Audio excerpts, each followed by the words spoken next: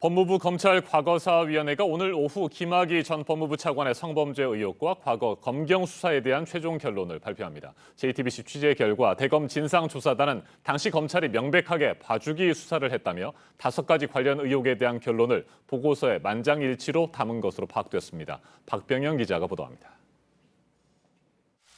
김학의 전 차관 사건을 재조사한 대검 진상조사단이 최종 보고를 마쳤습니다.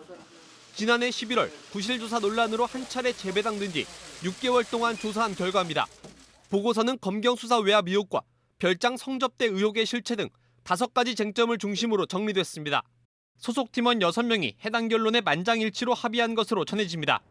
조사단은 2013년 수사팀이 뇌물 수사를 하지 않은 점을 대표적 봐주기 수사 정황으로 판단했습니다. 이 사건을 성폭력이 아닌 성접대 사건으로 보면서도 김 전 차관의 계좌 추적 등 기본 조사도 하지 않은 것이 모순이라는 겁니다. 기존 수사도 피해 주장 여성들의 진술 신빙성을 따지는 데만 초점을 맞췄다고 결론 내렸습니다.